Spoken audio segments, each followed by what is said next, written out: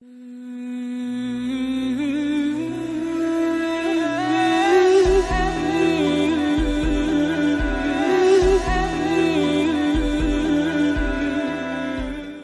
الحمد للہ نحمده ونصلی علی رسولہ الکریم اما بعد ان اللہ وملائکتہ یصلون علی النبی یا ایھا الذین آمنوا صلوا علیہ وسلموا تسلیما اللہم صلی علی محمد وعلی آل محمد اللہم بارک علی محمد وعلی آل محمد ربی یسر ولا تعسر وتمم بالخیر۔ السلام علیکم ورحمۃ اللہ وبرکاتہ۔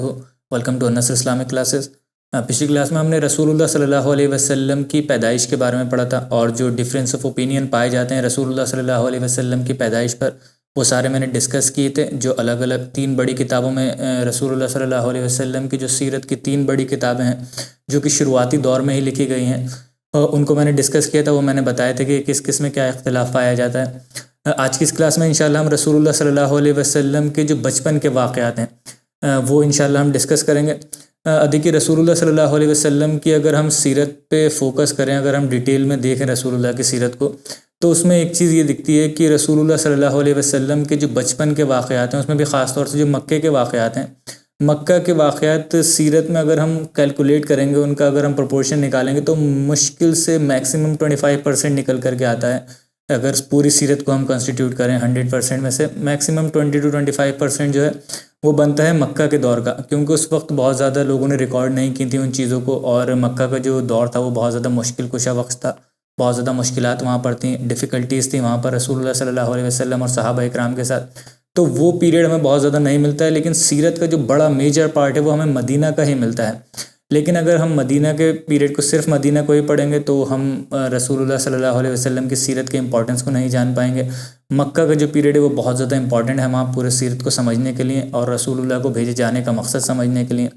تو وہ جو مکہ کا پارٹ ہے وہ میں نے آپ کو بتایا کہ مشکل سے بمشکل 25% ہوگا وہ سیرت میں۔ اس میں بھی بچپن کے جو واقعات ہیں وہ بھی بہت زیادہ واقعات نہیں ہیں ہمارے پاس۔ پچھلی کلاس میں نے ڈسکس کیا تھا کہ کیوں نہیں ہے رسول اللہ صلی اللہ علیہ وسلم کے بچپن کے واقعات ہمارے پاس۔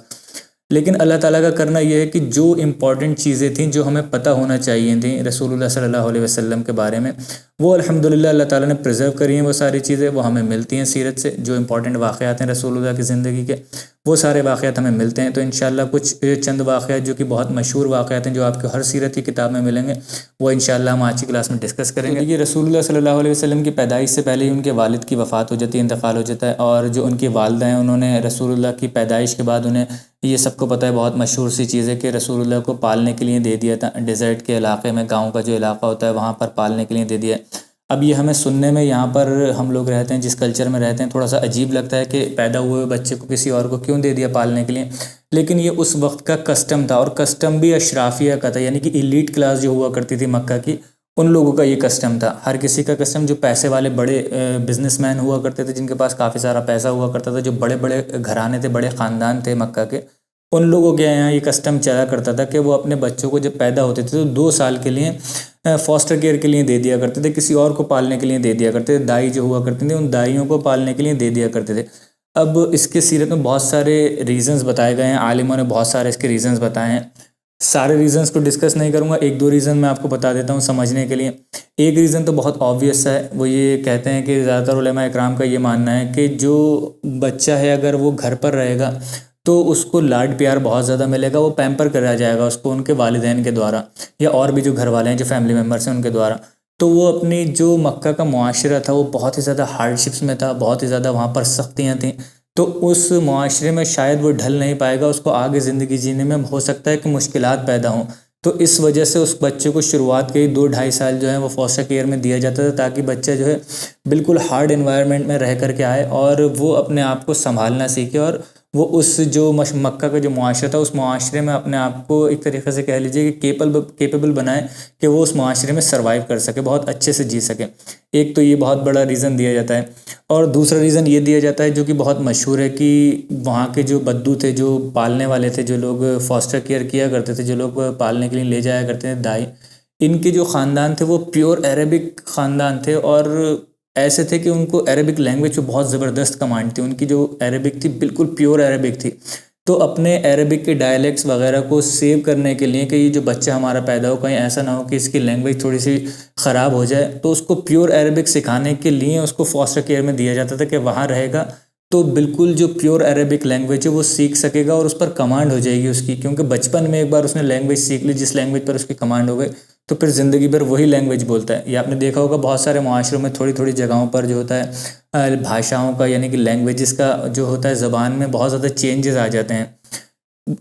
بولنے میں تو بہت ساری، سننے میں یا بولنے میں ایک سی لگتی ہیں لینگویجز وہ، لیکن ان کے اندر ایکسنٹ کا، ڈائلیکٹ کا، ان چیزوں کا بہت زیادہ، گرامر کا، سنٹیکس کا، ان چیزوں کا بہت زیادہ فرق آ جاتا ہے تھوڑے تھوڑے سے ہی ڈسٹینس پر۔ تو اسی چیز کو اوور کم کرنے کے لیے کہ جو بچے ہیں، جو اچھے بڑے اشرافیہ خاندان تھے، وہ یہ چاہتے تھے کہ ان کے جو بچے ہیں وہ پیور عربک بولیں اور ایک دم بہترین زبردست عربک بولیں، تو اس وجہ سے بھی ان کو فاسٹر کیئر میں دیا جاتا تھا۔ اور ایک اور جو ریزن بتایا جاتا ہے بچوں کو فاسٹر کیئر میں دینے کا، وہ یہ تھا کہ بچے جو ہیں وہ پیور اینڈ ہیلدی انوائرمنٹ میں ایک دم بسیں۔ جو آپ نے دیکھا ہوگا کہ گاؤں کا جو ماحول ہوتا ہے وہ شہر کے ماحول سے بہت زیادہ الگ ہوتا ہے، وہاں پر بچوں کو ایک دم کہہ لیں کہ انوائرمنٹ بہت زیادہ فریش اینڈ ہیلدی ملتا ہے۔ تو اس وجہ سے بہت سے کیسز میں ہم یہ بھی دیکھتے ہیں کہ بچوں کو شروعات میں کچھ بیماریاں ہو جاتی ہیں، اسپیشلی بریدنگ کی، تو ان بریدنگ پرابلمس کے اوور کم کرنے کے لیے اس کا علاج بہت سارے ڈاکٹرس یہ بتاتے ہیں کہ اس کو پیور اینڈ ہیلدی انوائرمنٹ میں رکھا جائے۔ بہت سارے لوگ گاؤں میں جا کر کے پھر ان بچوں کو اسی طریقے سے دیتے ہیں یا رہتے ہیں، وہاں رکتے ہیں اس جو ان کی بریدنگ پرابلمز ہوتی ہیں ان کو اوور کم کرنے کے لیے۔ تو ایک ریزن یہ بھی بتایا جاتا ہے کہ ایک ہیلدی انوائرمنٹ میں پالنے کے لیے بچوں کو فاسٹر کیئر میں دیا جاتا تھا اس وقت۔ اب یہ جو خاندان آیا کرتے تھے، جو گھرانے لینے آیا کرتے تھے فاسٹر کیئر کے لیے بچوں کو مکہ، کافی سارے گھرانے تھے جو لینے کے لیے آیا کرتے تھے مکہ۔ اس میں سے جو کافی ایک مشہور گھرانہ تھا وہ تھا بنی سعد ابن بکر۔ یہ بہت مشہور گھرانہ تھا، یہ فاسٹر کیئر کرتا تھا لوگوں کی بہت پرانے زمانے سے، اور مکہ میں کافی سارے لوگوں کی انہوں نے دیکھ ریکھ کی تھی، دیکھ بھال کی تھی بچپن میں۔ اور یہی وہ گھرانہ ہے جس نے رسول اللہ صلی اللہ علیہ وسلم کی دیکھ ریکھ کی ہے، پرورش کی ہے شروعاتی ان کے بچپن کے دور میں۔ تو انشاءاللہ ہم انہی کے بارے میں پڑھیں گے۔ دیکھیے رسول اللہ صلی اللہ علیہ وسلم سے ایک حدیث میں پوچھا جاتا ہے ان کے بچپن کے بارے میں، جس دور میں رسول اللہ صلی اللہ علیہ وسلم کو دائی حلیمہ لے گئی تھی پالنے کے لیے، وہاں سے ہمیں ریفرنس بھی ملتا ہے، ان کا نام بھی پتہ چلتا ہے۔ اس میں رسول اللہ صلی اللہ علیہ وسلم کچھ اس طریقے سے بتاتے ہیں: انا دعوت ابی ابراہیم و بشرا اخی عیسیٰ واستردعت فی بنی سعد ابن بکر۔ یعنی کہ اس کا جو ٹرانسلیشن ہے وہ یہ ہے کہ انا دعوت ابی ابراہیم، کہ میں جو ہوں اپنے والد ابراہیم علیہ السلام کی دعا کا نتیجہ ہوں، اور میں و بشرا اخی عیسیٰ، اور جو میرے بھائی عیسیٰ علیہ السلام ہے میں ان کی خوشخبری ہوں، جو انہوں نے خوشخبری آ کر کے اپنی قوم کو سنائی تھی۔ واستردعت فی بنی سعد بن بکر، یعنی کہ جو میری فاسٹر کیئر کی گئی ہے، یعنی کہ جو مجھے بچپن میں پالا گیا ہے، 4-5 سال جو بھی تھا انہوں نے میری دیکھ ریکھ کی ہے، وہ بن سعد بن بکر نے کی ہے۔ یہاں سے ہمیں خاندان کا نام پتہ چلتا ہے کہ اس قبیلے نے، اس خاندان نے جو رسول اللہ صلی اللہ علیہ وسلم کی دیکھ بھال کی ہے، پالن پوشن ان کا کیا ہے۔ اب دیکھیے سب لوگ بہت اچھے سے جانتے ہیں کہ جو دائی حلیمہ ہیں وہی رسول اللہ صلی اللہ علیہ وسلم کی فاسٹر مدر تھیں، انہوں نے رسول اللہ کو پالا تھا۔ اب ان کے بارے میں ہمیں سیرت کی کتابوں میں یہ ملتا ہے کہ جب وہ رسول اللہ کو، یا مطلب اس وقت میں سیزن ہوا کرتا تھا، اور وہاں سے گاؤں سے جو بدو ہوا کرتے تھے وہ ایک بازار ٹائپ کا لگا کرتا تھا، خیمہ لگا کرتا تھا، اس خیمے میں آ کر کے رکا کرتے تھے، اور پھر وہ مکہ کے شہر میں، مکہ میں آ کر کے جہاں جہاں گھروں میں جس کے یہاں اولاد پیدا ہوئی ہوتی تھی ریسنٹلی، تو اس گھر کو وزٹ کیا کرتے تھے، جایا کرتے تھے وہاں، اور پھر ان کو جو بھی صحیح لگتا تھا کہ ہاں یہ بچے کو ہم پال سکتے ہیں، لے کر کے اپنے ساتھ جایا کرتے تھے۔ اور پھر 2 یا 2.5 سال کا ایک پیریڈ ہوا کرتا تھا، یہ کسٹم تھا، 2-2.5 سال بعد لا کر کے گھر والوں کو واپس دے دیا کرتے تھے، وہ اس کے لیے وہ جو تھا پیسے چارج کیا کرتے تھے۔ تو جب وہ دائی حلیمہ آتی ہیں، جس سال رسول اللہ صلی اللہ علیہ وسلم پیدا ہوئے تھے، اس سال ان کے یہاں غریبی بہت زیادہ تھی، غربت بہت زیادہ تھی، اور ان کو بہت زیادہ ڈیسپریشن تھی لینے کی کہ ہاں ان کو جو بچہ ہے چاہیے ہی چاہیے، اس کی وجہ سے ان کو بھی کچھ پیسہ ملے گا جس سے ان کی بھی کچھ انکم ہو جائے گی، اور بہت زیادہ ان کو ضرورت تھی۔ تو جب وہ آتی ہیں لینے کے لیے، ان کی پہلے سے ہی ایک بڑی بیٹی ہوتی ہے، بڑی بیٹی کا نام جو ہے وہ شیمہ نام تھا ان کی، اور رسول اللہ صلی اللہ علیہ وسلم سے اپروکسیمیٹلی 7 سے 10 سال تک کی عمر آتی ہے ان کے ڈفرینس کے، رسول اللہ سے یہ 7 سے 10 سال بڑی تھی۔ اور اسی وقت میں انہوں نے اپنی ایک بیٹے کو بھی جنم دیا تھا، جو دائی حلیمہ ہیں ان کے یہاں بھی ایک بیٹے ہوئے تھے، ان کے یہاں بھی اولاد ہوئی تھی۔ تو جب وہ آتی ہیں وہاں مکہ میں، اور وہ پوچھتی ہیں سب سے آ کر کے کہ ہاں یہاں پر کس کے یہاں اولاد ہوئی ہے، جو خیمہ لگا ہوتا ہے، تو وہ سب کے گھر ایک ایک کر کے وزٹ کرتی ہیں۔ کافی لمبا، آپ سمجھ لیجیے لگ بھگ 8 سے 10-12 دن یہ لوگ وہاں رہا کرتے تھے، اس خیمے میں مکہ کے باہر رکا کرتے تھے۔ تو یہ جب آتی ہیں وہاں پر پوچھتی ہیں، انکوائر کرتی ہیں ایک ایک لوگوں سے کہ ہاں کس کے یہاں اولاد ہوئی ہے، تو بتاتے ہیں سب لوگ۔ تو جب یہ جاتی ہیں رسول اللہ کے گھر پہلی بار میں، دیکھتی ہیں ان کو، تو ان کو یہ لگتا ہے کہ یہ ایک بچہ جو ہے یتیم ہے، اور اس کے والد نہیں ہے، تو ان کو یہ لگتا ہے کہ ہو سکتا ہے اس طریقے سے مجھے اس کا محنتانہ نہیں ملے، یعنی کہ اس کی جو پیسہ ہے ان کو نہیں ملے اس طریقے سے اگر وہ رسول اللہ کو پالیں تو، کیونکہ ایک بچہ یتیم ہے تو وہ دیکھ کر کے چلی جاتی ہیں۔ لیکن قسمت کا کرنا ایسا ہوتا ہے کہ جب وہ 7 یا 8 دن وہاں رکتی ہیں ان کو کوئی بھی بچہ نہیں ملتا ہے۔ جو اور لوگ خاندان آئے ہوئے ہوتے ہیں بدوؤں کے لینے کے لیے، وہ ان سب کو زیادہ تر لوگوں کو بچہ مل جاتا ہے کوئی نہ کوئی، لیکن یہ دائی حلیمہ ہی ہیں جو بچ جاتی ہیں اور ان کو کوئی بھی بچہ نہیں ملتا ہے فاسٹر کیئر کے لیے۔ تو وہ اپنے شوہر کے پاس آتی ہیں اور شوہر سے بتاتی ہیں کہ ہمیں تو بہت زیادہ سخت ضرورت تھی اور ہمیں تو اب کوئی بچہ بھی نہیں مل پایا، اب ہمارا کیا ہوگا؟ اور وہ ذکر کرتی ہیں رسول اللہ کے بارے میں کہ ایک بچہ ہے جو ہے یتیم، لیکن اب ہم اس کو کیا لے کر کے جائیں، اس سے ہمیں کیا ہی فائدہ ہوگا، بہت زیادہ ہو سکتا ہے ہمیں پیسہ بھی نہیں ملے اس کو پالنے کے عوض میں۔ تو ان کے جو شوہر تھے وہ یہ کہتے ہیں کہ تم اسی بچے کو لے لو، دیکھو ہماری سچویشن جو ہے بہت زیادہ کرٹیکل سچویشن ہے، ہمارے پاس پیسہ ویسے بھی بہت زیادہ نہیں ہے،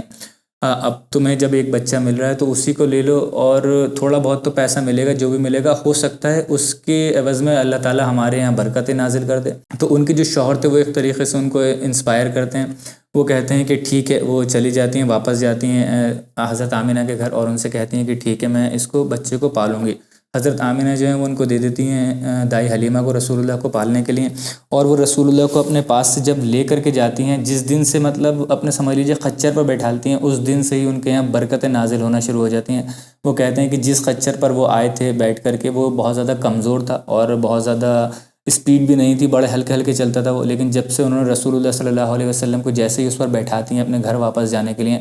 تو وہ دیکھتی ہیں کہ وہ جو خچر تھا بہت تیزی سے بھاگنے لگتا ہے، بہت تیزی کے ساتھ، اور جو اچھے اچھے خچر تھے یا گھوڑے تھے ان تک کو پیچھے کر دیتا ہے وہ۔ تو یہ جو ہے رسول اللہ صلی اللہ علیہ وسلم کی جو برکتیں تھیں ان کے یہاں آنا شروع ہو جاتی ہیں پہلے ہی دن سے، جیسے کہ ان کے شوہر کا کہنا تھا کہ ہو سکتا ہے اسی کے ذریعے اللہ تعالیٰ ہمیں کچھ نہ کچھ برکتوں سے نواز دے۔ اب اس کے علاوہ بھی رسول اللہ کے وہاں پہنچنے سے، ان کے گھر میں جانے سے ہی، داخل ہوتے ہی ان کے یہاں اور بہت ساری جو بلیسنگز تھیں، بہت ساری جو برکات تھیں وہ نازل ہونا شروع ہو گئیں۔ اس میں یہ کہ ان کے یہاں ایک بکری تھی جو دودھ بہت کم دیا کرتی تھی، اور کچھ روایت میں تو یہ بھی آتا ہے کہ اس نے دودھ دینا ہی بند کر دیا تھا، لیکن جیسے ہی رسول اللہ ان کے گھر جاتے ہیں وہ بکری جو ہے مطلب معجزانہ طریقے سے وہ دودھ دینا شروع کر دیتی ہے، اور نارمل سے زیادہ، جتنا وہ شروعات میں اپنے پرائم ٹائم میں دیا کرتی تھی دودھ، اس سے بھی زیادہ وہ دودھ دینا شروع کر دیتی ہے۔ اب دیکھیں یہ فاسٹر کیئر کا جو پیریڈ ہوتا ہے وہ یوزولی 2 سے 2.5 سال کے لیے ہوتا ہے۔ اس کے بعد جو گھر والوں کو ہے واپس کرنا ہوتا ہے اس اولاد کو، اور اس کے عوض میں جو جب تک وہ رکھتی ہیں تب تک کچھ ان کو خرچے کے لیے پیسہ ملتا ہے، اور جب وہ واپس کرتے ہیں تو اس کے عوض میں جو انہوں نے پالا ہوتا ہے 2-2.5 سال، اس کے عوض میں ان کو کچھ پیسہ یا کچھ مال دیا جاتا ہے۔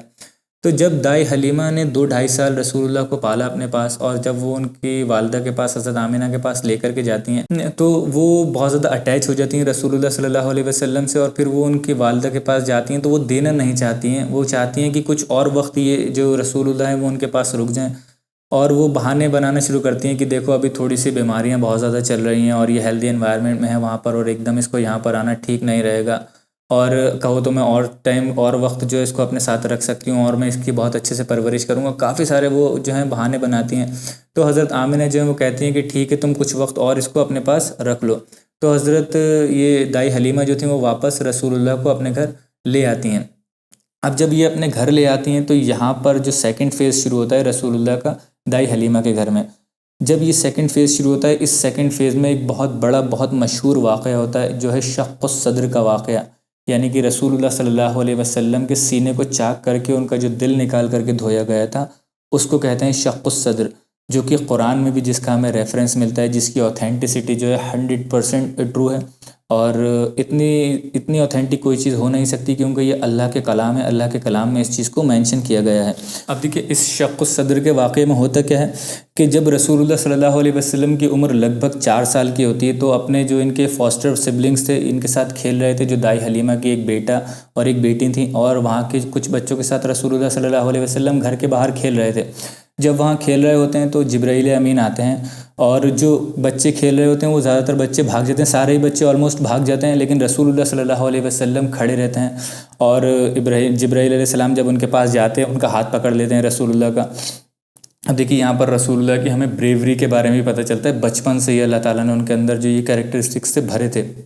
کیونکہ نارملی جو بچے کھیل رہے تھے وہاں وہ بھاگ گئے وہاں سے ڈر کر کے، لیکن رسول اللہ صلی اللہ علیہ وسلم وہیں کھڑے رہے اور ان کو دیکھتے ہیں آنکھ میں آنکھ ڈال کر کے جبرائیل علیہ السلام رسول اللہ صلی اللہ علیہ وسلم کو پکڑ لیتے ہیں اور پکڑ کر کے دونوں کندھوں سے پکڑتے ہیں، اور بچے بتا رہے ہوتے ہیں، وہ بچوں کی نریشن سے ہمیں ملتا ہے، وہ کہتے ہیں کہ ہم دور کھڑے ہوئے دیکھ رہے تھے اور انہوں نے رسول اللہ صلی اللہ علیہ وسلم کو زمین پر گرا دیتے ہیں، اوور پاور کر لیتے ہیں۔ تو جو بچے ہوتے ہیں وہ دیکھ رہے ہوتے ہیں رسول اللہ صلی اللہ علیہ وسلم کو، اور جبرائیل امین کو دور سے دیکھ رہے ہوتے ہیں، وہ بتاتے ہیں کہ رسول اللہ کو ایسے پکڑ لیا جبرائیل علیہ السلام نے، کندھے سے پکڑ لیا، اور پکڑنے کے بعد کیونکہ دیکھیے اب فرشتوں کی طاقت کا ہم لوگ اندازہ نہیں لگا سکتے، اور اس میں بھی ٹاپ کلاس فرشتے ہیں یہ جبرائیل علیہ السلام، تو وہ بہت زیادہ طاقتور تھے، وہ رسول اللہ صلی اللہ علیہ وسلم کو ایسے ہی زمین پہ گرا دیتے ہیں، ان کی پیٹھ کے بل گرا دیتے ہیں، اور بچے دور سے دیکھ رہے ہوتے ہیں، ان کے سینے کو چاک کرتے ہیں، بالکل ایسے ہی الفاظ آتے ہیں وہاں پہ، شق الصدر کے سینے کو چاک کر دیا رسول اللہ کے، کاٹ دیا سینے کو۔ اور اب اس کی بہت زیادہ ڈیٹیلز نہیں آتی ہیں کہ کس چیز سے کاٹا، ہاتھ سے کاٹا یا کسی اوزار سے کاٹا، اس کی بہت زیادہ ڈیٹیلز ہمیں نہیں ملتی ہیں کسی بھی سیرتی کتاب میں۔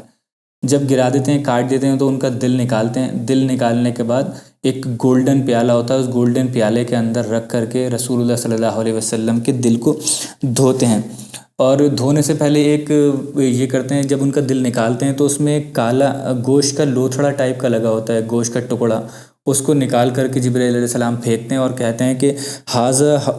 حوض الشیطان منکا، کہ یہ جو تھا تمہارے اندر کا شیطان تھا۔ اس کے بارے میں اور ہمیں بخاری مسلم کی اور حدیثوں میں اسی کے ریفرنس میں حدیثیں ملتی ہیں، جس میں رسول اللہ نے فرمایا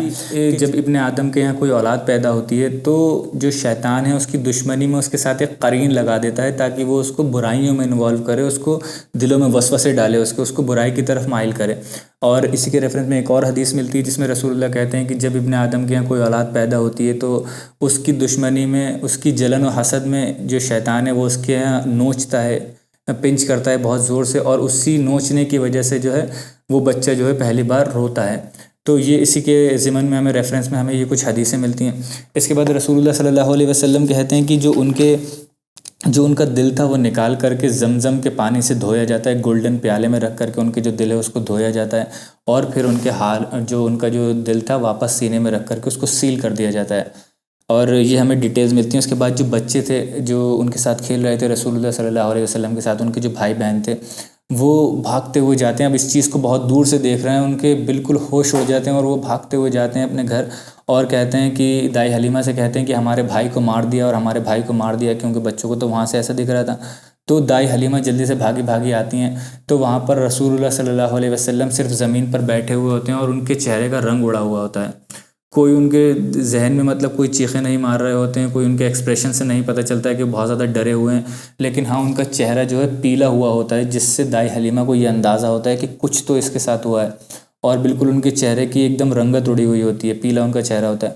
اور دائی حلیمہ کیونکہ بچے کہہ رہے تھے کہ کچھ ہوا ہے ہمارے بھائی کو مار دیا، تو وہ دیکھتی ہیں ان کو جسم سے، ان کے جو کپڑا ہوتا ہے کپڑے کو ہٹا کر دیکھتی ہیں، تو ان کے یہاں سینے پر سلائی کا نشان لگا ہوا ہوتا ہے، جس سے کہ کسی چیز کو سیل کیا جاتا ہے، بند کیا جاتا ہے، تو اس کے پیچھے آپ کہہ لیجیے کہ ٹریسز رہ جاتے ہیں، اس کے نشانات باقی رہ جاتے ہیں۔ تو ٹھیک اسی طریقے سے ہوتا ہے، آپ نے ویسے بھی نارملی دیکھا ہوگا کہ کسی کے یہاں کٹ لگ جاتے ہیں، اگر ٹانکے اس کے لگائے جاتے ہیں، اسٹچز اس کے لگائے جاتے ہیں، تو اس کا نشان باقی رہ جاتے ہیں، نشان چھوڑ جاتا ہے وہ۔ تو ایسے ہی ٹھیک رسول اللہ صلی اللہ علیہ وسلم کے نشان باقی رہ جاتے ہیں وہاں پر۔ اور انس بن مالک غالباً کہتے ہیں، انہی کی ایک حدیث میں شاید، ہاں انس بن مالک کی حدیث میں وہ کہتے ہیں کہ میں نے وہ نشان جو ہیں رسول اللہ صلی اللہ علیہ وسلم کے سینے پہ خود دیکھے تھے انہوں نے۔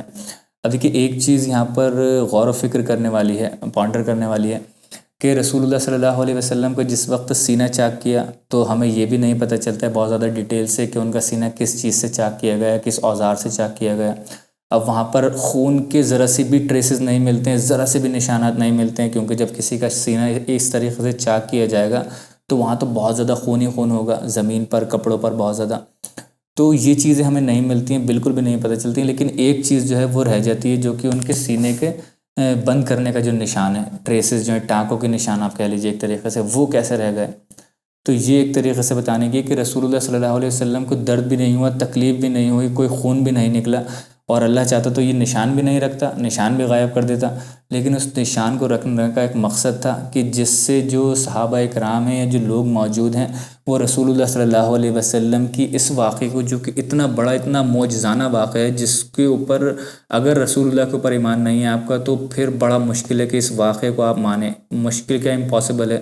جو غیر مسلمان ہیں وہ مانتے ہی نہیں ہیں اس چیز کو. یہ تو ہمارے ایمان کی ایک طاقت کہہ لیجیے، قوت ہے کہ ہم رسول اللہ پر اتنا زیادہ ایمان رکھتے ہیں، اتنی محبت کرتے ہیں کہ ہاں ہم کہتے ہیں کہ ویسے ہی ہوا ہوگا، چاہے ہمیں وہ ٹریسز دکھتے یا نہیں دکھتے. لیکن دنیا کے لیے بھی رسول اللہ صلی اللہ علیہ وسلم کے کہ اور لوگ جو دیکھیں وہ بھی دیکھتے ہی بلیو کر لیں ان کی اس چیز کو. اللہ تعالیٰ نے صرف وہ ٹریسز چھوڑ دیے تھے، وہ نشانات جو تھے وہ چھوڑ وہاں پر رہنے دیے تھے. اب یہ چیز جو ہے ہمیں قرآن میں بھی ملتی ہے، اس کا ریفرنس سورہ انشراح میں ملتا ہے، الم نشرح لک صدرک ووضعنا عنک وزرک، کہ ہم نے آپ کا جو سینہ چاک کیا تھا. تو یہ اسی وقت کا، اسی واقعے کا جو ہے ریفرنس ہے. زیادہ تر جو علماء اکرام ہیں، جو مفسرین ہیں، ان کا یہی ماننا ہے اس چیز کو لے کر کے. اب دیکھیے جب یہ واقعہ ہوتا ہے تو دائی حلیمہ گھبرا سی جاتی ہیں، کہتی ہیں کہ میں بہت اپنی ذمہ داری پر لے کر کے آئی تھی محمد کو وہاں سے، اور اب مجھے لگتا ہے کہ کہیں اس کو کچھ ہو نہ جائے، کہیں اس کے ساتھ کوئی نقصان نہیں ہو جائے اس کو جان کا. تو وہ رسول اللہ صلی اللہ علیہ وسلم کو واپس چھوڑ کے آنے کا ڈیسیجن لیتی ہیں کہ میں واپس چھوڑ کر کے آؤں گی. وہ جاتی ہیں حضرت آمنہ کے پاس اور وہ کہتی ہیں کہ اب میں نے اس کو پال لیا بہت اچھے سے، اور اس کو جو اب کوئی پریشانی بھی نہیں ہے اور اس کی بیماریاں بھی ساری ختم ہو گئی ہیں، تو آپ اپنے پاس اس کو رکھ سکتی ہیں واپس سے. تو یہ دائی حلیمہ کا جو ایک پورا واقعہ تھا یہ ہمیں ملتا ہے رسول اللہ صلی اللہ علیہ وسلم کی سیرت سے. اس کے علاوہ سیرت کی کتابوں میں ہمیں ایک واقعہ اور ملتا ہے، حدیثوں کی بھی کچھ کتابوں میں ملتا ہے، لیکن بہت زیادہ اوتھینٹسٹی اس کی نہیں ہے. لیکن سیرت کی کتابوں میں زیادہ تر جو سیرت لکھنے والے تھے انہوں نے اس کو بیان کیا ہے. وہ واقعہ ہے غزوہ حنین کے موقع کا. غزوہ حنین کے موقع پر جب وہ واقعہ آئے گا تو انشاءاللہ میں اس کو بہت زیادہ ڈیٹیل سے بتا دوں گا. حالانکہ اس کی اوتھینٹسٹی بہت زیادہ نہیں ہے، لیکن پھر بھی وہ ہمیں پتہ ہے واقعہ وہ پتہ ہونا چاہیے، کیونکہ وہ واقعہ بہت ایک ہارٹ ٹچنگ واقعہ ہے. اب اس کے علاوہ جو ایک واقعہ صرف ملتا ہے ہمیں حضرت آمنہ رضی اللہ تعالیٰ عنہ کا رسول اللہ کے ساتھ، وہ وہی ملتا ہے جس میں رسول اللہ صلی اللہ علیہ وسلم مدینہ گئے تھے. صرف ایک لوتا واقعہ ہے سیرت کی کتابوں میں، ہمیں صرف ایک لوتا یہی واقعہ ملتا ہے. اس میں رسول اللہ صلی اللہ علیہ وسلم حضرت آمنہ کے ساتھ، اور ان کی ایک سلیو گرل تھی، ایک غلام تھی، باندھی تھی لڑکی، جس کو وہ لے کر کے گئی تھی. حالانکہ اوریجنلی تو یہ اگر ہم کہیں تو ٹیکنیکلی یہ حضرت عبداللہ کی یہ غلام تھی. ان کے جو دادا تھے عبد المطلب، انہوں نے گفٹ کیا تھا شادی پر عبداللہ کو، لیکن عبداللہ کا انتقال ہو گیا تھا، تو وہ جو ان کی غلام تھیں وہ ٹرانسفر ہو گئی تھیں ان کی بیوی کو، تو انہی کے ساتھ رہا کرتی تھیں وہ. اور ان کا نام تھا ایمن. بہت ہی مشہور پرسنالٹی ہیں، فیمس پرسنالٹی ہیں، امپورٹنٹ پرسنالٹی ہیں. آگے جا کے سیرت میں بھی ان کے بارے میں کافی زیادہ آئے گا. اور یہی وہ ہیں جن کی شادی حضرت زید بن حارثہ سے ہوئی ہے. انہی سے حضرت زید بن حارثہ کی ایک اولاد بھی ہیں، وہ اسامہ بن زید. تو ان کے بارے میں انشاءاللہ ہم سیرت میں آگے جا کر کے ڈیٹیل سے ڈسکس کریں گے. تو یہ واقعہ جو ایک لوتا واقعہ ہے رسول اللہ کا حضرت آمنہ کے ساتھ مدینہ جانے کا. اب دیکھیے یہ بھی آپ کہہ لیجئے کہ معجزانہ طور سے رسول اللہ صلی اللہ علیہ وسلم کا جو ایک کنیکشن ہے مدینہ سے، اللہ تعالیٰ نے وہ بنایا ہے بچپن سے ہی. اور وہ مدینہ جاتے ہیں، جو ان کے ددھیال کے جو لوگ تھے ان کے ساتھ رہتے ہیں وہاں 5-6 مہینے کا اس میں آتا ہے سیرت میں کہ 5 یا 6 مہینے وہاں رکتے ہیں، وہ ان کے ساتھ رہتے ہیں. اور اس کے بعد وہاں ان کی طبیعت خراب ہو جاتی ہے. جب واپس آ رہی ہوتی ہیں تو ان کی طبیعت خراب ہو جاتی ہے حضرت آمنہ کی، اور طبیعت کچھ زیادہ ہی خراب ہو جاتی ہے، تو ان کا راستے میں ہی انتقال ہو جاتا ہے حضرت آمنہ کا. اور جب ان کا انتقال ہوتا ہے تو ایک جگہ ہے ابوا ایک راستے میں ہی جگہ پڑتی ہے مدینہ سے. جب ہم مکہ واپس آتے ہیں تو ابوا ایک جگہ ہے وہاں ان کا انتقال ہو جاتا ہے، تو وہیں پر ان کو دفن کر دیتے ہیں.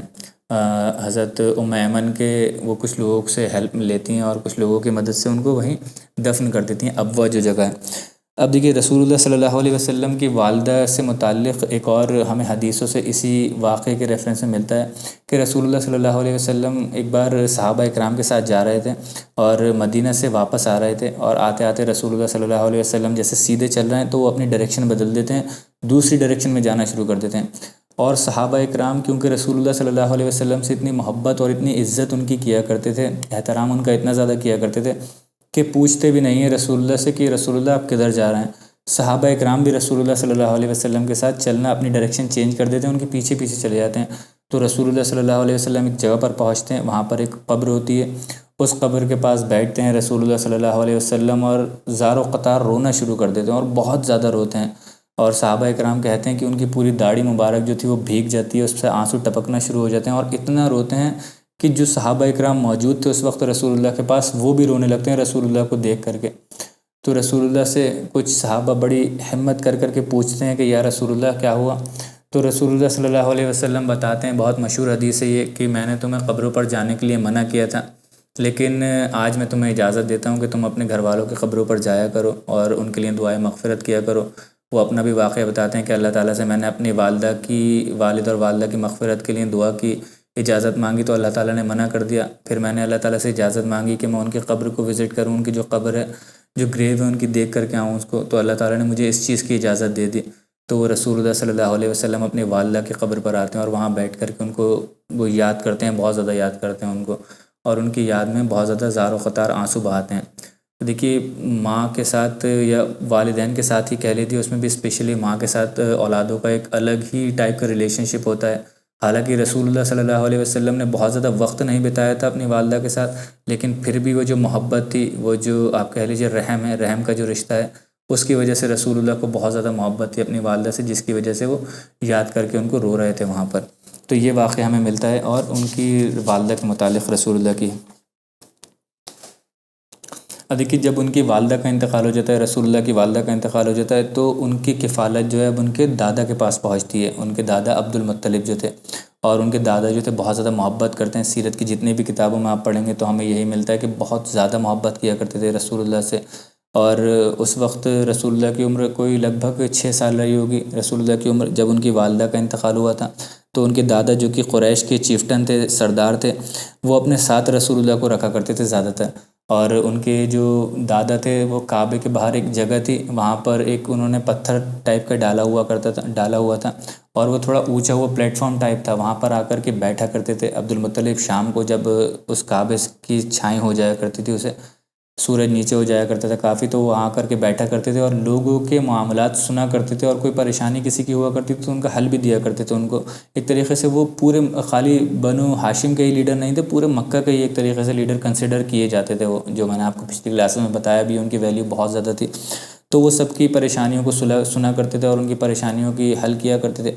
وہاں بیٹھا کرتے تھے. اب وہ جو پلیٹ فارم تھا اس پر رسول اللہ صلی اللہ علیہ وسلم کو اپنے ساتھ کئی بار انہوں نے بیٹھایا ہے اس پلیٹ فارم پر. اور مطلب اس کی امپورٹنس اتنی ہے کہ کبھی عبد المطلب نے اپنی کسی ایک بھی اولاد کو اس پلیٹ فارم پر نہیں بٹھایا، لیکن رسول اللہ صلی اللہ علیہ وسلم سے کیونکہ ان سے بہت زیادہ محبت کیا کرتے تھے تو ان کے اپنے ساتھ میں بٹھایا کرتے تھے. کہیں بھی جایا کرتے تھے تو اپنے ساتھ لے کر کے جایا کرتے تھے رسول اللہ کو. اور ایک اور سیرت کی کتاب میں ہمیں یہ واقعہ ملتا ہے کہ رسول اللہ جو ہیں کوئی بھی کام اگر کیا کرتے تھے، کرنے کا ارادہ کرتے تھے، تو وہ سکسیزفلی اس کو کر لیا کرتے تھے. ایسا نہیں تھا کہ کسی کام کا ارادہ کیا اور وہ کام کیا ہی نہیں، انہوں نے چھوڑ دیا وہ. تو اس وجہ سے جو ان کے چاچا تھے، جو ان کے چچا تھے، کئی سارے وہ آگے جا کر کے سب کے نام بھی آ جائیں گے، زیادہ تر آپ کو پتہ ہی ہیں. ابو لہب ابو لہب تھے، ابو طالب تھے، حضرت حمزہ تھے، حضرت عباس تھے. تو اس میں نام نہیں آتا ہے خیر، لیکن اس میں یہ آتا ہے واقعے میں کہ ان کے کچھ چچا تھے جن کا کوئی اونٹ گم گیا تھا. تو وہ ڈھونڈتے ڈھونڈتے پریشان ہو گئے تو ان کو مل نہیں رہا تھا. تو انہوں نے کہا کہ محمد سے ڈھونڈنے کے لیے بھیجو، کیونکہ یہ جو بھی کام کے لیے اس کو بھیجا جاتا ہے وہ کام کر کر ہی آتا ہے. تو یہ رسول اللہ سے کہتے ہیں کہ جاؤ تم ہمارا اونٹ ڈھونڈ کر کے لے کے آؤ. تو رسول اللہ ڈھونڈنے کے لیے نکلتے ہیں، اور جب ڈھونڈنے کے لیے نکلتے ہیں کافی وقت ہو جاتا ہے اور رسول اللہ صلی اللہ علیہ وسلم واپس نہیں آتے ہیں. تو ان کے دادا پوچھتے ہیں کہاں ہیں، پریشان ہو جاتے ہیں. تو ان کے جو چچا تھے وہ بتاتے ہیں کہ ہم نے اونٹ ڈھونڈنے کے لیے بھیجا ہے. تو ان کے دادا بہت زیادہ سخت ناراض ہوتے ہیں، وہ ڈھونڈنے کے لیے جاتے ہیں حضرت رسول اللہ کو. اور جب ان کو رسول اللہ ملتے ہیں تو وہ رسول اللہ کو بہت اپنے دل سے گلے لگاتے ہیں، بڑی شفقت کے ساتھ گلے لگاتے ہیں. اور وہ کہتے ہیں، وہاں پر ان کا ڈائلاگ بہت زیادہ کاپی کیا جاتا ہے ہر سیرت میں. وہ کہتے ہیں کہ آج کے بعد میں تمہیں کبھی بھی اکیلا نہیں چھوڑوں گا اور تم مجھے اکیلے چھوڑ کر کے ایسے مت جایا کرو. رسول اللہ سے کہتے ہیں. اتنی مطلب ان کی محبت جو تھی بہت زیادہ ایویڈنٹ تھی، بہت زیادہ ہر سیرت کی کتاب میں آپ کو مل جائے گی کہ رسول اللہ سے بہت زیادہ محبت کیا کرتے تھے ان کے جو دادا تھے عبد المطلب. اب جب رسول اللہ صلی اللہ علیہ وسلم کی عمر 8 سال کی ہوتی ہے لگ بھگ، تو رسول اللہ صلی اللہ علیہ وسلم ایک بار پھر سے یتیم ہو جاتے ہیں. ان کے جو دادا جن کی کفالت میں تھے رسول اللہ، ان کا بھی انتقال ہو جاتا ہے. اور پھر جو ان کے دادا بالکل اپنے آپ کہہ لیجیے آخری ٹائم میں تھے، اپنے بستر پر تھے، بالکل موت ان کو واقع ہونے والی تھی. تو وہ اس کے رسول اللہ کی جو کفالت تھی وہ اپنے ایک بیٹے یعنی کہ رسول اللہ کے چچا ابو طالب کو دے کر کے جاتے ہیں. ان کے ہاتھ میں ان کا ہاتھ دے کر کے جاتے ہیں اور ان سے وعدہ لیتے ہیں کہ تم اس بچے کی کفالت کرو گے، تم اس بچے کی دیکھ بھال کرو گے. تو ابو طالب بھی محبت کیا کرتے تھے رسول اللہ صلی اللہ علیہ وسلم سے اپنے بھائی کی وجہ سے بہت زیادہ. اور پھر رسول اللہ کا اپنا کریکٹر بھی ایسا تھا کہ ان سے محبت ہی کیا کرتے تھے. تو وہ کہتے ہیں کہ ہاں ان کو ایک طریقے سے کہہ لیجیے کہ پرومس کرتے ہیں کہ ہاں میں ہی اس کی دیکھ بھال کروں گا اور میں اس کی کفالت کروں گا جب تک یہ بڑا نہیں ہو جائے گا. تو اب دیکھیے یہاں پر ایک کویشچن یہ آتا ہے کہ رسول اللہ صلی اللہ علیہ وسلم کے پیدا ہونے سے پہلے ان کے والد کا انتقال ہو گیا، کچھ وقت کے بعد ان کی والدہ کا انتقال ہو گیا، اس کے کچھ وقت کے بعد جب دادا کے پاس گئے تو دادا کا بھی انتقال ہو گیا، پھر کچھ وقت کے بعد ان کے جو چچا تھے ابو طالب ان کا بھی انتقال ہو جاتا ہے. تو اللہ تعالیٰ جو رسول اللہ جو اللہ کے سب سے زیادہ پیارے نبی ہیں اور سب سے بڑے نبی ہیں، اور آج تک ان سے بڑا کوئی نبی اس دنیا میں آیا نہیں ہے ان کے لیول کا، تو پھر اللہ تعالیٰ ان کو اتنی پریشانیوں میں کیوں ڈال رہا ہے وقت تھوڑے تھوڑے وقت کے بعد؟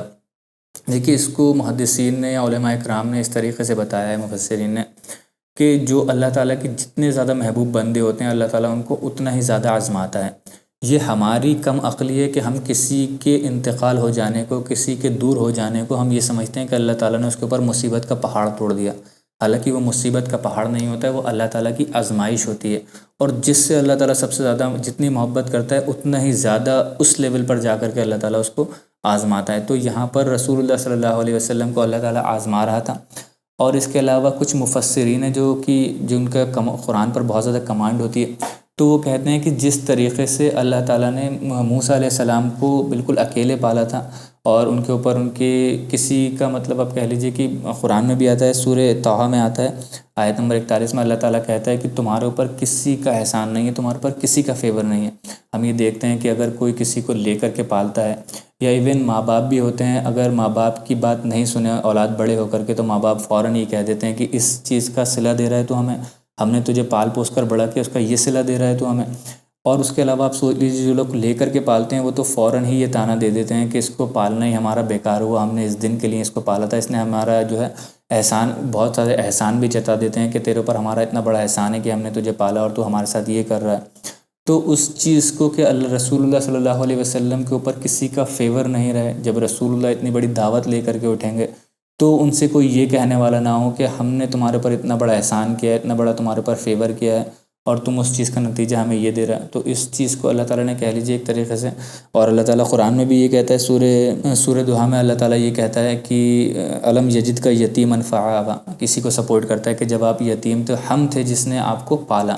رسول اللہ صلی اللہ علیہ وسلم کو، تو اللہ تعالیٰ نے کہتا ہے کہ ہم نے تمہارے سر پر ہاتھ رکھا۔ تو یہی ایک طریقے سے کہنے کا مفسرین کا مطلب ہے کہ رسول اللہ صلی اللہ علیہ وسلم کے اوپر کسی کا فیور نہ رہے، اس وجہ سے اللہ تعالیٰ نے ان کو اس طریقے سے کہ ایک کے بعد ایک یتیم ہوتے گئے وہ، اور الگ الگ لوگوں کی کفالت میں چلے گئے۔ اور ایک ان کا ریزن کہنے کا یہ بھی ہے کہ رسول اللہ جن کو اللہ تعالیٰ جن سے جتنی زیادہ محبت کرتا ہے اسی لیول پر ان کو آزماتا ہے۔ تو رسول اللہ صلی اللہ علیہ وسلم سے تو اللہ سب سے زیادہ محبت کرتا تھا، اللہ کے سب سے زیادہ قریب ہیں اور سب سے زیادہ حبیب ہیں اللہ کے، تو ان کو اسی طریقے سے اسی لیول پر اللہ تعالیٰ نے آزمایا ہے۔ اور پھر ایک تھرڈ ریزن یہ بھی آتا ہے کہ کوئی بھی، اب دیکھیے کہ کوئی اگر یتیم ہو، اکیلا ہو، تو کیونکہ اللہ تعالیٰ قرآن میں بار بار کہتا ہے کہ رسول اللہ جو ہے تمہارے لیے انسپریشن ہے، تمہارے لیے ایک موٹیویشن ہے، تو وہ یہ کہہ سکتا ہے کہ اگر رسول اللہ بڑے اچھے انوائرمنٹ میں پلے ہوئے ہوتے، بڑی لگژریس لائف انہوں نے شروع سے جی ہوتی، تو ہو سکتا ہے کہ جو ایک غریب طبقہ ہے جو بہت زیادہ ہمیشہ سے اللہ تعالیٰ بچپن سے جن کو آزما لیتا ہے، تو اللہ تعالیٰ ان کے پاس ایک ایکسکیوز رہتا ہے کہ رسول اللہ جو ہیں جن کو تو نے ہمارے لیے ایگزامپل کہا ہے، وہ تو بڑی لگژریس لائف جی کر کے آئے ہیں، بڑی آسان لائف جی کر کے آئے ہیں، تو وہ ہمارے لیے ایگزامپل کیسے ہو سکتے ہیں؟ تو وہ تو ہمارے لیے ایگزامپل نہیں۔ تو اس چیز کو بھی ختم کرنے کے لیے کہ رسول اللہ جو مطلب ہارڈ شپ کی ایکسٹریم ہوتی ہے، اس پر رسول اللہ صلی اللہ علیہ وسلم سروائیو کر کے آئے ہیں، اگر وہ کر سکتے ہیں تو وہ بحیثیت انسان آپ ہی کی طرح ہیں۔ نو ڈاؤٹ کہ ان کا لیول بہت زیادہ اونچا ہے، اور نبی ہیں، اور نبیوں میں بھی سب سے بڑے نبی ہیں، سب سے اعلیٰ نبی ہیں، لیکن بحیثیت انسان وہ انسانیت کے انسانوں کی ہی طرح ہیں۔ تو اس وجہ سے اگر وہ کر سکتے ہیں، وہ اس چیز میں سروائیو کر سکتے ہیں، تو آپ بھی کر سکتے ہیں اس چیز کو سروائیو۔ یہ بھی ایک ریزن ہے ان کا بتانے کا۔ اور ایک اور علماء اکرام کا یہ بھی ماننا ہے کہ جو بچے بہت زیادہ آپ کہہ لیجیے کہ لگژریس لائف سٹائل میں پلے ہوئے ہوتے ہیں، ان کی پیمپرنگ بہت زیادہ ہوتی ہے، وہ ایسا ہو سکتا ہے کہ آنے والے وقت میں اگر ان کے سامنے کوئی ہارڈ شپس آئیں تو وہ ان چیزوں کو سروائیو نہیں کر پائیں اس چیز میں، اور وہ اس چیز میں آپ کہہ لیجیے کہ بہت زیادہ کھڑے نہیں اتر پائیں۔ لیکن جو بچے شروعات سے، خاص طور سے جو یتیم ہو جاتے ہیں بچے، اور جو بچے یتیم ہوتے ہیں، ان کی جو اپ برنگنگ ہوتی ہے وہ ایک الگ ہی لیول کی ہوتی ہے، وہ میچورٹی لیول بھی ان کے اندر بہت زیادہ ہوتا ہے۔ تو رسول اللہ صلی اللہ علیہ وسلم جن کو اتنے بڑے مشن پر کھڑے ہونا تھا، پوری مکہ کی مخالفت لینی تھی، پوری نوع انسانیت کی مخالفت ان کو لے لینی تھی، اور چند صحابہ ہی ان کے ساتھ تھے، تو ان کو تو بہت ہی بڑی آزمائش کے ساتھ آنا تھا، اور ان کو بہت بڑے مشن پر جانا تھا۔ تو اس مشن کو کے لیے ایک طریقے سے اللہ تعالیٰ نے رسول اللہ کو تیار کیا ہے، اور لیول بائی لیول ان کو تیار کیا ہے بچپن سے ہی ان کو، تاکہ وہ ان چیزوں میں آزمائش میں اللہ تعالیٰ ڈالے، اور ان کا جو ہے آپ کہہ لیجیے پورا ایک کریکٹر ایک طریقے سے بہت اچھے سے ڈیولپ ہو جائے رسول اللہ صلی اللہ علیہ وسلم کے، کہ جب ان کے سامنے یہ آزمائشیں آئیں، جب وہ اپنی دعوت لانچ کریں، تو ان کے سامنے وہ اس چیز پر کھڑے اتر سکیں، بہت آسانی سے چل سکیں اس پر رسول اللہ صلی اللہ علیہ وسلم۔ اب رسول اللہ صلی اللہ علیہ وسلم کے بچپن کا ایک اور مشہور واقعہ جو کہ بہت مشہور ہے، ہر سیرت کی کتاب میں ملتا ہے، الرحیق المختوم میں بھی ملتا ہے، بہت فیمس ہے، آپ لوگوں نے سنا بھی ہوگا، بہت سارے لوگ اس کو بیان بھی کرتے ہیں۔ وہ ہے کہ جب رسول اللہ کی 11 یا 12 سال کی عمر تھی تو وہ ابو طالب کے ساتھ سیریا جاتے ہیں، جو ان کی بزنس ٹرپ ہوا کرتی تھی، اس میں جاتے ہیں، اور ابو طالب کے ساتھ اس وقت حضرت ابو بکر اور حضرت بلال بھی موجود ہوتے ہیں۔ تو وہ جب اس ٹرپ پر جاتے ہیں تو ایک جگہ پر ایک چرچ پڑتا ہے، وہاں پر رکتے ہیں، وہ مطلب آس پاس ہی اس کی جگہ پر رکے ہوتے ہیں کہیں اس چرچ کے پاس۔ اس چرچ میں جو ایک مونک تھا، جو فادر تھا، وہ تھا عیسائی پادری تھا جس کا نام تھا بحیرہ،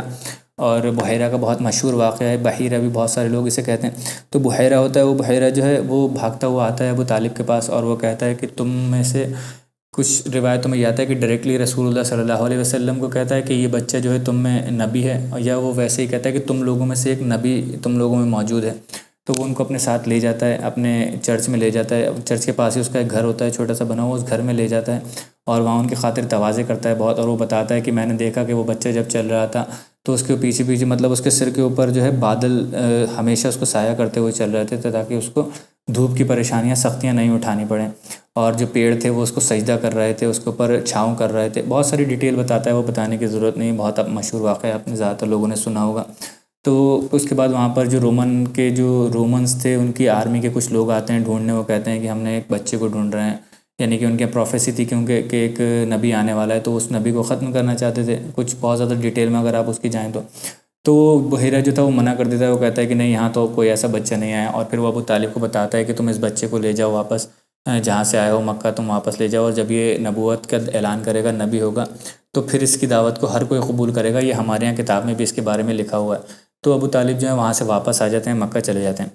اب دیکھیے، اس کو واقعے کو زیادہ تر سیرتی کتابوں میں ملے گا آپ کو، اور زیادہ تر علماء کرام اس کو بیان بھی کرتے ہیں، لیکن جو کچھ کریٹیکل علماء ہیں وہ ان کا اس واقعے پر تھوڑا سا ایک الگ سٹانس ہے، وہ یہ کہتے ہیں کہ یہ واقعہ جو ہے صحیح نہیں ہے، اور ہمیں اس کو مینشن بھی بہت زیادہ نہیں کرنا چاہیے۔ اس میں سب سے بڑے جو جو میں بتا رہا ہوں، جن کی رائے یہ ہے، جو کریٹیکل علماء ہیں جو منع کرتے ہیں کہ اس واقعے کو ہمیں نہیں بیان کرنا چاہیے، یہ واقعہ جو ہے صحیح نہیں ہے، اوتھینٹک واقعہ نہیں ہے۔ اس میں بہت جو دو بڑے نام ہیں وہ ہیں امام الذہبی، بہت بڑا نام ہے، اور ایک ہے امام ابن کثیر۔ ابن کثیر کو تو آپ سب لوگ جانتے ہوں گے ان کی تفسیر کی وجہ سے، اور البدایہ والنہایہ ان کی بہت ہی بڑی ایک ہسٹوریکل کتاب انہوں نے لکھی ہے ہسٹری پر بیسڈ، اسی میں رسول اللہ کی سیرت بھی ہے۔ تو خیر، وہ یہ جو دو عالم ہیں، اور بھی کافی سارے عالم ہیں، لیکن یہ دو نام بہت ہی بڑے ہیں، اور یہ دونوں کہتے ہیں کہ یہ واقعہ جو ہے یہ ٹھیک نہیں ہے، اوتھینٹک واقعہ نہیں ہے یہ، اور ہمیں اس کو بیان بھی نہیں کرنا چاہیے۔ وہ کہتے ہیں کیوں، وہ بہت سارے ریزنز دیتے ہیں کہ اس کے اوتھینٹک ہونے کے واقعے کہ کیوں نہیں ہے یہ اوتھینٹک۔ وہ کہتے ہیں سب سے پہلے تو یہ کہ ابو طالب کو جب یہ بات رسول اللہ صلی اللہ علیہ وسلم نے اپنا اعلان نبوت کیا تو ابو طالب نے پھر ایکسیپٹ کیوں نہیں کیا اسلام، جب ان کو پتہ تھا، بحیرہ نے ان کو بہت پہلے بتا دیا تھا کہ تمہارے بیچ میں ایک نبی ہے، اور وہ ہمارے یہاں کتابوں میں بھی لکھا ہوا ہے، تو ابو طالب نے کیوں ایکسیپٹ نہیں کیا۔ دوسرا، وہ یہ کہتے ہیں کہ بلال اور ابو بکر وہاں پر کہاں سے آ گئے اس وقت ان کے ساتھ؟ چلیے، ابو بکر تو اس معاشرے میں موجود بھی تھے، بلال تو وہاں حضرت بلال تو موجود بھی نہیں تھے، ان کو تو حبشہ سے خرید کر کے کوئی غلام بنا کر کے لے کے آیا تھا، مارکیٹ میں بیچا تھا، تب وہ امیہ کے پاس پہنچے تھے، تو ان کو تو کوئی اس وقت تک جانتا بھی نہیں تھا۔ اور اس کے علاوہ جب یہ ساری چیزیں، ویسے تو کافی سارے ریزن دیتے ہیں، جو سب سے بڑا ریزن وہ یہ دیتے ہیں کہ جب رسول اللہ صلی اللہ علیہ وسلم کے پاس پہلی بار جبرائیل امین آتے ہیں تو وہ کیوں گھبرا جاتے ہیں، ان کو پتہ ہی نہیں ہوتا ہے کہ ان کے ساتھ کیا ہوا، جب تک کہ وہ، ابھی ہم آگے جا کر کے ڈیٹیل میں پڑھیں گے کہ جب تک وہ حضرت خدیجہ ان کو ورقہ ابن نوفل کے پاس نہیں لے کر کے جاتی ہیں، وہ بتاتے ہیں، وہ سمجھاتے ہیں کہ تمہارے ساتھ کیا ہوا ہے۔ تو رسول اللہ کو کیوں نہیں پتہ تھا کہ ہاں میں جو ہوں، میں نبی ہوں، مجھے تو بہت پہلے سے پتہ ہے، آج یہ جو ہے دعوت میرے پاس آئی ہے، اب میری دعوت اوپن ہوئی ہے، اب مجھے معاشرے کو بتانا ہے، تو ان کی سمجھ میں کیوں نہیں آتا ہے۔ تو یہ بہت سارے ریزنس وہ دیتے ہیں، اور ایک اور ریزن وہ یہ دیتے ہیں کہ اگر ہم اس واقعے کو صحیح مان لیں تو پھر جو غیر مسلمان ہیں ان کے اعتراضات جو ہیں اسلام کے بارے میں اور زیادہ اسٹرانگ ہو جائیں گے۔ وہ یہ کہتے ہیں کہ جو رسول اللہ صلی اللہ علیہ وسلم ہیں، ان کے پاس کوئی ایک عیسائی نصرانی آتا تھا، اور وہ ان کو یہ سارے واقعات بتاتا تھا اپنی بائبل سے، اور وہ رسول اللہ صلی اللہ علیہ وسلم یاد کر لیا کرتے تھے، اور وہ انہوں نے پھر معاشرے میں جا کر کے یہ سارے واقعات بیان کیے ہیں، ان کا یہ کلیم ہے کہنا۔ تو وہ کہتے ہیں کہ ہاں یہی ایک مسنگ لنک ہے، اب ہمیں پتہ چل گیا، تمہاری روایت میں بھی دیکھو یہ چیز موجود ہے کہ بحیرہ جو کہ ایک عیسائی پادری تھا،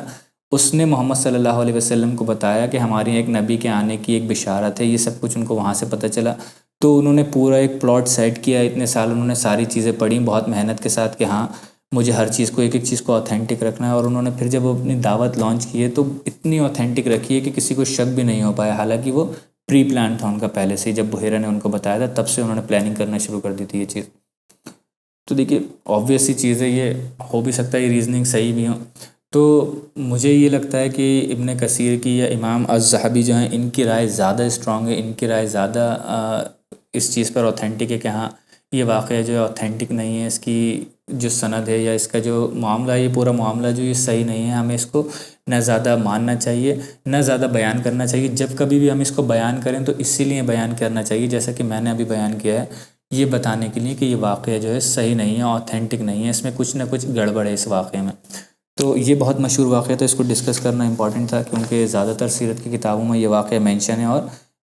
جو سیرت کی اب جو اس وقت ہمارے معاشرے میں بہت مشہور ایک کتاب ہے الرحیق المختوم، اس میں بھی یہ واقعہ مینشن کیا ہوا ہے. جب آپ لوگ پڑھیں گے تو اس میں آپ کو مل جائے گا. تو یہ رسول اللہ صلی اللہ علیہ وسلم کے بچپن کے کچھ واقعات تھے جو ہمیں الگ الگ سیرت کی کتابوں میں ملتے ہیں. اور انشاءاللہ اگلی کلاس میں ہم رسول اللہ صلی اللہ علیہ وسلم کے جو کہہ لیجیے آپ ان کی جوانی کے واقعات ہیں، یعنی کہ رسول اللہ صلی اللہ علیہ وسلم مکے میں جو کچھ وقت انہوں نے بتایا ہے، کیونکہ وہی تو ان کے پاس 40 سال کی عمر میں آئی ہے، تو ان کے لگ بھگ 18 20 25 سال کی جب ان کی عمر تھی رسول اللہ کی، جو اس وقت کے واقعات ہیں رسول اللہ صلی اللہ علیہ وسلم کے، وہ واقعات انشاءاللہ ہم اگلی کلاس میں ڈسکس کریں گے، جس میں حضرت خدیجہ رضی اللہ تعالیٰ عنہ سے نکاح کا واقعہ رسول اللہ کے، اور کعبے کی دوبارہ تعمیر کا واقعہ جو ہے وہ رسول اللہ صلی اللہ علیہ وسلم کے ہاتھوں سے جو ہوئی ہے تعمیرات، تو اس کے بارے میں بھی انشاءاللہ ہم ڈیٹیل سے اگلی کلاس میں پڑھیں گے. اللہ تعالیٰ سے دعا ہے کہ اس کلاس میں جو بھی کمیاں جو غلطیاں ہوئی ہیں وہ اللہ تعالیٰ ہمارے دلوں سے معاف عطا فرما دے. اللہ تعالیٰ ہمیں کہنے سننے سے زیادہ عمل کرنے کی توفیق عطا فرمائے. اللہ تعالیٰ ہمیں رسول اللہ صلی اللہ علیہ وسلم اور صحابہ اکرام سے اسی طریقے سے محبت کرنے کی توفیق عطا فرمائے جس طریقے سے ان کے محبت کرنے کا حق ہے. سبحانک اللہم و بحمدک، اشہد ان لا الہ الا انت، استغفرک و اتوب الیک، وما علینا الا البلاغ المبین. جزاکم اللہ خیرا و احسن الجزاء.